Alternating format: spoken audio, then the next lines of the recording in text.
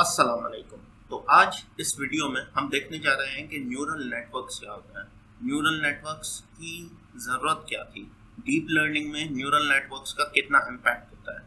हम इन सब चीज़ों के बारे में आज इस लेक्चर में देखने जा रहे हैं। तो without a further ado let's get started. What are neural networks? तो अगर हम सर्च करें गूगल पे कि न्यूरल नेटवर्क्स हैं क्या, तो हमारे पास एक डेफिनेशन सामने आती है। A neural network is a network or circuit of biological neurons. एक सर्किट है कंसिस्टेड ऑफ बायोलॉजिकल न्यूरॉन्स, और या in a modern sense an artificial neural network. अगर हम मॉडर्न सेंस की बात करें तो वो आर्टिफिशियली क्रिएटेड न्यूरल नेटवर्क है, कंपोज्ड ऑफ आर्टिफिशियल न्यूरॉन्स और नोड्स, जो कि बना हुआ है आर्टिफिशियल न्यूरॉन से, या उनको हम नोड्स भी बोलते हैं। इसका अगर हम सिंपल एग्जांपल लें कि एक न्यूरल नेटवर्क क्या होता है, तो वो एक कनेक्शन ऑफ नोड्स होता है। कोई भी एक आप नेटवर्क पकड़ लें, अगर आपको थोड़ा बहुत इंटरनेट के बारे में पता है तो बूस्टर के थ्रू वो क्या करते हैं, उसकी सप्लाई को बढ़ाते हैं ना, अपने बैंडविड्थ को। तो उस बूस्टर में से जितनी लाइंस निकल रही हैं ना, वो होते हैं हमारे नोड्स, और वो जहाँ पे जाके कनेक्ट हो रहे हैं वो हमारा सेकंड नोड होगा। तो ये एक न्यूरल नेटवर्क है, पूरा कनेक्टेड। अगर एक दूसरा इसका एग्जांपल हम देखें तो किसी भी इंस्टीट्यूशन में जो बंदे होते हैं वो एक दूसरे के साथ इंटरकनेक्टेड होते हैं, नोड टू नोड कनेक्शन होता है किसी भी इंस्टीट्यूट में। वो फिर आप यूनिवर्सिटी को पकड़ लें या कोई भी इदारा पकड़ लें, ठीक है, तो उसमें हर बंदे का एक दूसरे से कोई ना कोई कनेक्शन होता है और कोई ना कोई लिंक होता है। तो उसको भी हम एक नेटवर्क कह सकते हैं जिसमें नोड्स कनेक्टेड हैं एक दूसरे के साथ। अगर हम एक न्यूरल नेटवर्क का सिंपल एग्जांपल लें तो हम में से इनपुट में देते हैं, फॉर एन इंस्टेंस हम में से एक ट्वीट देते हैं, या कोई फूड देते हैं, या कोई म्यूजिक देते हैं, या कोई इमेज देते हैं। तो ये क्या करता है, उसकी न्यूमेरिकल इनकोडिंग करता है, मतलब उसको न्यूमेरिकल फॉर्म में कन्वर्ट करता है। वो हमें ही करके देना पड़ता है इसको कि कंप्यूटर से अंडरस्टैंड कर सके। पर जो हमारा कन्वर्टेड न्यूमेरिकल फॉर्मेट भी होता है वो भी बाइनरी फॉर्मेट में कन्वर्ट होता है, और फिर ही उसे कंप्यूटर अंडरस्टैंड कर पाता है। फिर उस रिप्रेजेंटेशन को वो अंडरस्टैंड करता है और उसमें से फीचर एक्सट्रैक्ट करता है with the help of neural network. उसके बाद हमें वही क्या मिलता है, बाइनरी फॉर्म में मिलता है। फिर हमें अंडरस्टैंडेबल लैंग्वेज में कन्वर्ट करने के लिए कंप्यूटर में पहले से ही ऐसी चीज़ें गिवन होती हैं कि बाइनरी से वो एनएलपी या जो लैंग्वेज हम इजीली अंडरस्टैंड कर सकें उसमें कन्वर्ट कर दें, या तो सिंपली हमें उस ऑब्जेक्ट की क्लास बता दें, या अगर वो क्लासिफिकेशन का है तो वो उसे क्लासीफाई कर दें, पॉजिटिव है या नेगेटिव ट्वीट है। या अगर हम उसे रेसिपी पूछ रहे हैं तो वो हमें किसी भी एक डिश की रेसिपी बता दें, उसके रूल्स एंड रेगुलेशंस बता दें।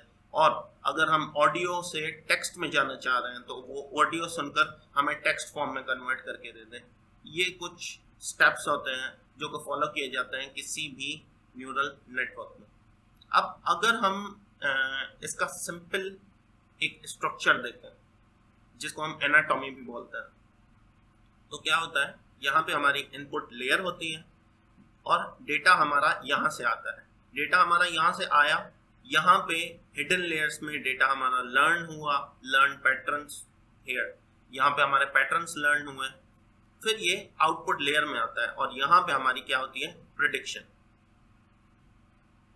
ठीक है, उसके बाद अगर हम टाइप्स देखें कि लर्निंग मतलब कंप्यूटर को लर्न करवाने के कितने कितने टाइप्स, तो पहले हमारे पास आ जाती है सुपरवाइज्ड लर्निंग, फिर हमारे पास आ जाती है सेमी सुपरवाइज्ड लर्निंग, फिर हमारे पास आ जाती है अनसुपरवाइज्ड लर्निंग, फिर हमारे पास आ जाती है रीइंफोर्समेंट लर्निंग, फिर अब रिसेंटली जो कि मोस्ट पॉपुलर मेथड है लर्निंग करवाने का वो है ट्रांसफर लर्निंग।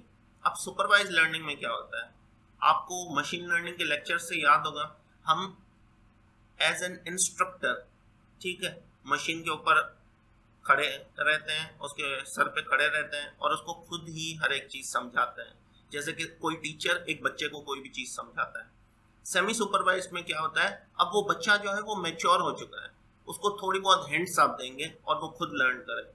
अब अनसुपरवाइज में क्या होता है, आपने हिंट्स देना भी अब उसको बंद कर दिया। अब वो इतना मैच्योर इनफ हो चुका है कि अब उसको हर एक चीज खुद पढ़नी है, जैसे फॉर एन इंस्टेंस हम यूनिवर्सिटीज में पढ़ते हैं।